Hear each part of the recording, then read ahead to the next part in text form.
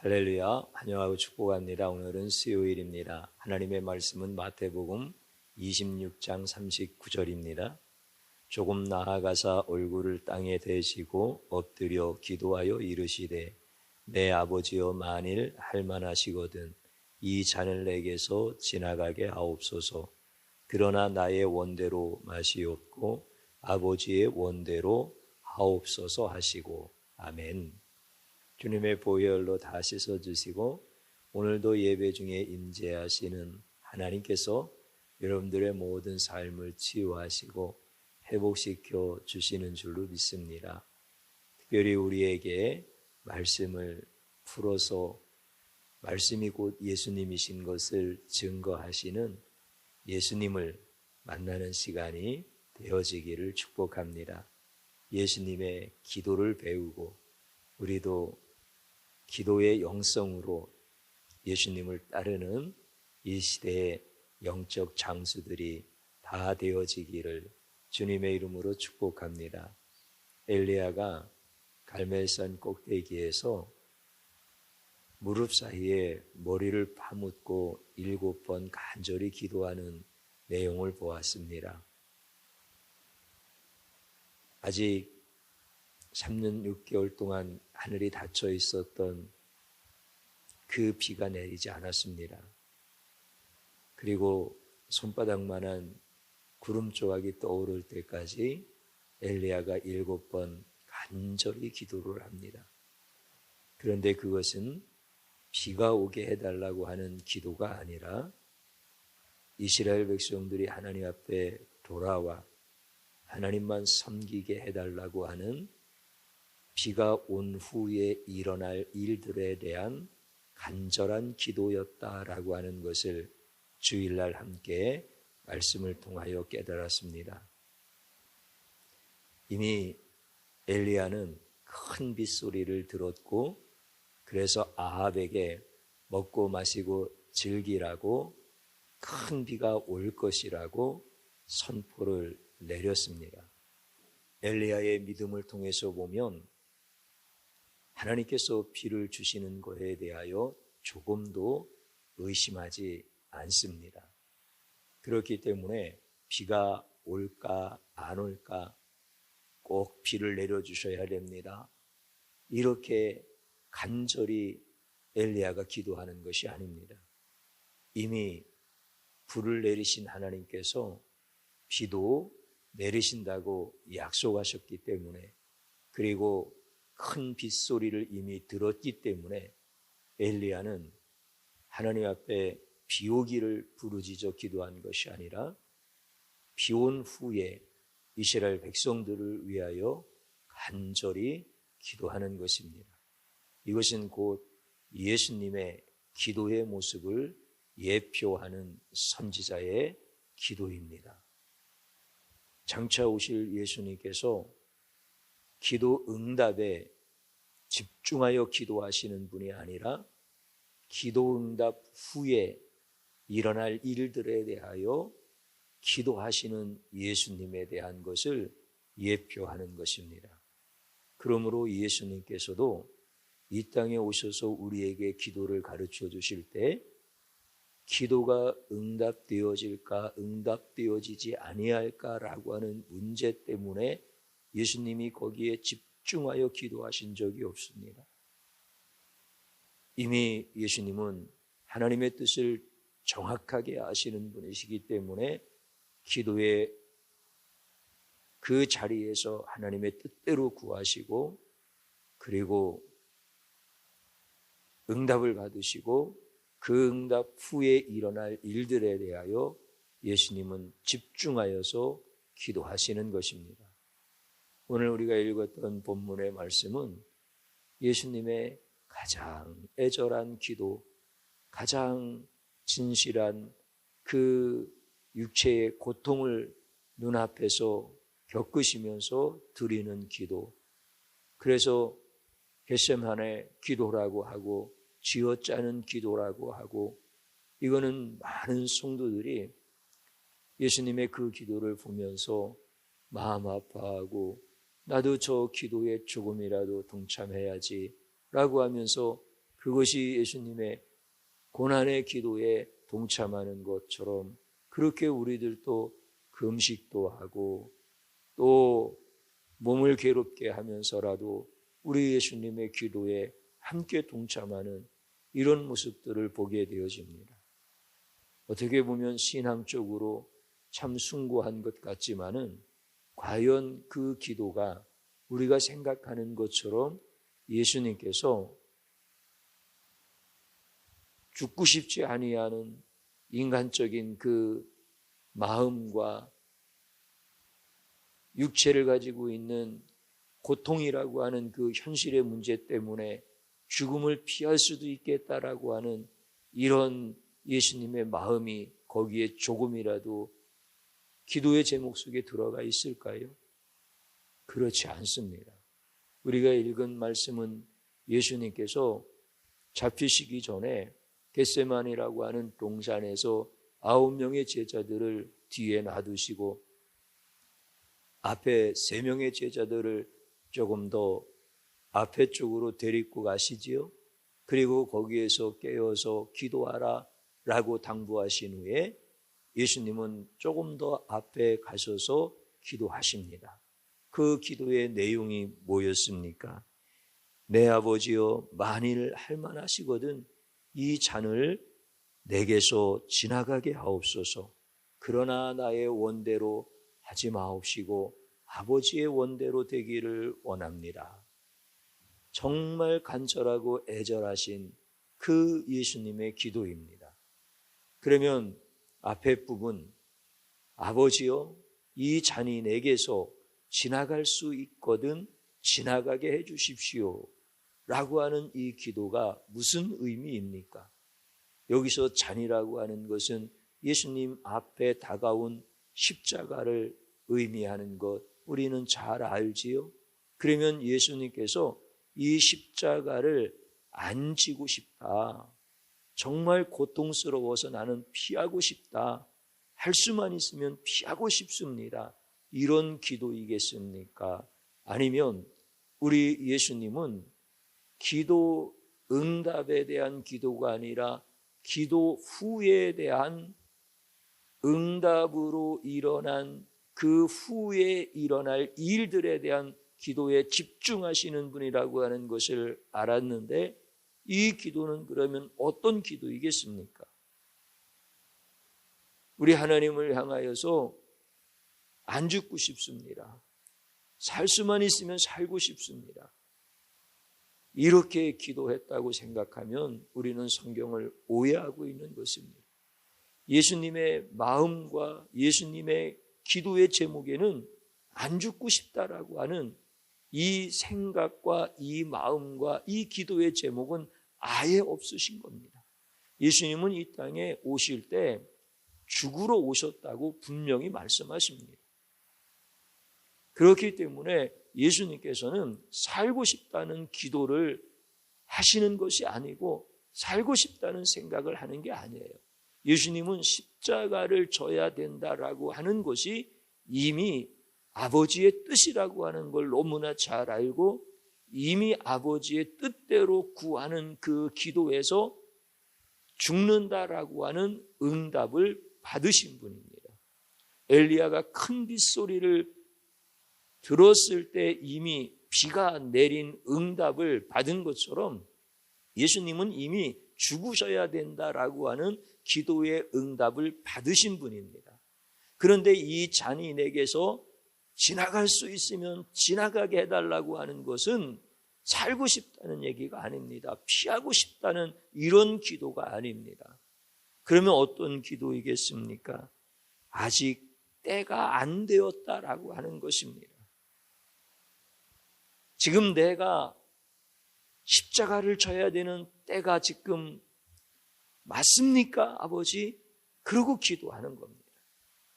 그러면 그 때는 자신의 죽음을 피하고 싶은 때가 아니라 예수님께서 십자가의 잔을 마시고 죽으셨을 때 예수님의 기도의 핵심은 하나님께 영광이요, 예수님께서 하나님께서 보내신 메시아다라고 하는 것을 사람들이 알게 하시는 것과 많은 무리들이 하나님 앞에 돌아오게 하는 것입니다. 그러니까 예수님이 아직 때가 되어지지 않았습니까? 이렇게 간절히 기도하는 것은 내가 십자가에서 죽음으로 인하여 하나님께 영광이 되어지고 또 내가 하나님께로부터 보냄을 받아 이 땅에 구원자로 왔다고 하는 사실을 사람들에게 믿어지게 하시고 그리고 제자들과 구원받아야 될 자들이 하나님 앞에 돌아올 수 있는 이 때가 지금 맞습니까? 이 때가 아직 안 되었다고 한다면 이 때를 지나갈 수 있게 해주시면 하나님 어떻겠습니까? 이렇게 고뇌에 찬 기도를 우리 예수님께서 드리는 것입니다. 제자들이 예수님이 십자가에서 죽으시면 다 흩어질 것 아십니다. 그러나 그들이 예수님께서 흘리신 그 피로 죄사함을 받고 온 인류를 구원하실 메시아라고 하는 사실을 깨닫게 되어지고 우리 예수님을 위하여 예수님의 뜻을 따라서 살아가는 제자들이 되게 해달라고 예수님은 몸부림을 치면서 지금 기도를 하고 계시는 겁니다. 아직 제자들이 그런 준비가 되지 아니하였다면 이때가 조금 지나서라도 우리 하나님께서 그들의 믿음을 키워주시고 그들의 연약함을 붙들어 주시고 이것을 위하여 예수님이 아주 간절하게 기도하는 것이 만일 할 수만 있거든 이 잔을 내게서 지나가게 하옵소서라고 우리 하나님 앞에 드리는 기도의 중심에 있는 제목인 것입니다. 우리 예수님의 기도는 항상 그랬던 것입니다. 이렇게 예수님이 3번을 기도하십니다. 제자들은 여전히 잠들어 있습니다. 잠들어 있느냐? 깨어서 기도하라. 그리고 또 나가서 쥐어짜는 듯한 이 기도. 자기 죽음에 대한 응답은 이미 받으셨기 때문에 살고 싶다라고 하는 이런 기도를 드리시는 것이 아니라 이 죽음에 대한 시간을 내가 비껴가고 싶다라고 하는 이 기도를 드리는 것이 아니라 남겨진 처들이 나의 죽음을 보고 어떻게 믿음이 세워져서 하나님 앞에 돌아올 수 있을까? 그들을 위하여 우리 예수님은 그렇게 간절히 기도하시는 겁니다. 3번의 기도를 마치고 돌아오셔서 예수님께서 자고 있는 그들을 향하여 하신 말씀이 있었습니다. 그게 뭐였습니까? 이제는 자고 쉬라. 때가 가까웠으니 인자가 죄인의 손에 팔리느니라. 이렇게 말씀하십니다. 자고 쉬어라. 이제는 때가 되었다. 이렇게 예수님께서 하신 말씀의 의도가 무엇일까요? 내가 어쩔 수 없이 죽을 수밖에 없다.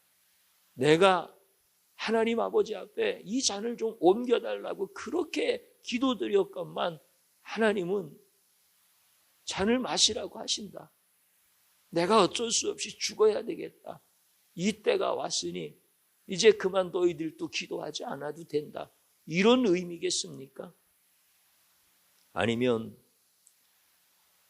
예수님께서 가셔야 할 길을 가셔도 제자들이 잠시 두려워하고 흩어져서 도망갈 수는 있지만 그들이 예수님이 하신 말씀이 생각나고 성령님께서 그들의 생각들을 다 깨워 놓으시면서 그들이 이제 제자로서의 삶을 살아갈 수 있다라고 하는 하나님 아버지로부터의 받은 응답을 가지시고 이제 예수님께서 내가 가야 할 길을 갈 때가 되었으니 이제는 너희들도 마음 단단히 먹어라. 내가 죽는 것이 모든 것이 끝나는 것이 아니라 역사는 거기서부터 시작되느니라. 그러면서 예수님께서 제자들을 격려해 주시고 위로해 주시고 잠시 너희들이 크나큰 마음의 실망은 가질 수는 있지만 하나님께서 다 붙들어 주시고 성령님께서 내가 그동안 너희에게 가르쳐 준 것들을 다 생각나게 하시면서 이제 너희들은 나의 제자가 되어서 예수 복음을 전하는 자들이 되어질 것이다. 이제는 때가 됐다. 내가 이제 가야 할 길을 가야 되겠다. 이게 예수님의 말씀 아닙니까? 그러니까 예수님은 겟세마네 동산에서 그렇게 기도 응답 후에 예수님의 기도 응답이 뭐죠? 십자가에서 죽으시는 겁니다. 그 기도 응답 후에 벌어질 일들에 대해서 그렇게 간절하게 쥐어짜는 기도를 하시고 아버지께로부터 다 응답을 받으시고 제자들에게 이제 됐다. 이제 때가 되었으니 인자가 죄인들의 손에 팔리리라. 그러시면서 이제 예수님이 그 길을 걸어가시는 거예요. 제자들을 위하여 그렇게 간절히 기도하셨던 예수님. 그리고 예수님 십자가 죽음 이후에 벌어질 일들에 대하여 그렇게 간절하게 기도하시는 예수님. 이게 예수님의 기도의 참된 모습이고 예수님 기도의 핵심이다라고 하는 사실입니다. 그래서 예수님께서는 기도 응답에 대해서 기도하신 것이 아닙니다. 안 죽고 싶습니다. 살려주면 안 됩니까? 꼭 죽어야 됩니까? 이 잔을 좀 옮겨주십시오. 이렇게 기도 응답에 대한 기도로 그렇게 쥐어짜는 겟세마네 기도를 드린 것이 아니라 이미 응답을 받으신 예수님께서 제자들을 사랑하시고 배려하시고 그들이 하나님 앞에 바르게 서서 그렇게 세워져 나갈 수 있도록 그들을 위한 간절한 기도를 그렇게 드리셨던 거죠. 사랑하는 성도님 여러분, 이제 우리는 엘리야의 기도를 보았고 예수님의 기도를 보았습니다. 예수님이 그렇게 기도하는 것을 가르쳐 주시지 아니하면 우리는 기도를 할 줄 모르는 자들입니다. 이렇게 저렇게 내가 소원하는 것을 하나님의 뜻대로 구하지도 아니하고 내 뜻대로 구하면서 오히려 의심하고 두려워하고 낙심하면서 이렇게 기도할 수밖에 없는 죄인입니다. 그런데 예수님이 기도하시는 모습을 가르쳐 주시면서 우리의 영을 다 깨워 놓으신 겁니다. 너희가 이렇게 기도하는 거다. 너희가 기도하는 것을 가르쳐 주려고 내가 이 땅에 왔다. 우리 예수님께서 우리에게 이렇게 자세하게 명확하게 기도에 대한 것을 가르쳐 주시는 거예요. 사랑하는 성도님 여러분, 이제 예수님을 닮는다는 게 뭡니까? 예수님의 기도를 배우는 거예요. 예수님을 따른다는 게 뭡니까? 예수님처럼 나도 기도한다는 거예요. 그럴 때 우리는 예수님을 따르는 주의 제자로서 그렇게 이 땅에서 승리하는 하나님의 사람들이 다 되어지는 것입니다. 사랑하는 성도님 여러분, 기도하다가 응답에 목매여서 낙심하거나 두려워하거나 의심하지 마십시오. 하나님의 뜻대로 무엇을 구하든지 예수님의 이름으로 구하는 것은 다 받은 줄로 믿으라고 했습니다. 우리 주님 앞에 응답받지 못하는 기도는 하나도 없습니다. 다 응답해 주십니다. 응답 후에 일어날 일에 대하여 집중적으로 기도하는 영성을 가진 사람들은 거꾸로 이야기하면 기도드리고 응답에 대해서 전혀 의심하지 않는다는 뜻입니다. 그런데 기도 응답 후에 일어날 일에 대하여 기도 한마디도 못하는 분들은 자기가 하나님 앞에 기도하고도 그 기도가 응답되어질까 응답되어지지 아니할까 이것을 의심하고 불안해하고 두려워하고 급급한 마음으로 그렇게 평생 기도하는 사람으로서 살아갈 수밖에 없는 것입니다. 우리 성도님들은 이제 엘리야를 통하여 예표되진 예수님의 기도를 보았고 예수님이 우리에게 친히 가르쳐 주시는 기도의 모습을 보았기에 우리도 예수님처럼 기도할 수 있기를 주님의 이름으로 축복합니다. 저를 한번 따라서 해보십시오. 내 뜻대로 구하며 기도 응답에만 매달리다가 기도의 영성을 잃어버린 죄악을 용서하소서. 진실로 회개하는 시간을 갖기를 바랍니다. 또 한 번 따라서 하십시오. 응답 후에 일어날 일에 대하여 집중적으로 기도하는 영성을 주옵소서. 아멘. 우리 주님 한번 부르고 기도의 자리로 들어갑니다. 주여 감사합니다. 주의 영이 우리 가운데서 함께하여 주셔서 예수님에 대하여 기록되어진 말씀을 풀어주시니 감사합니다.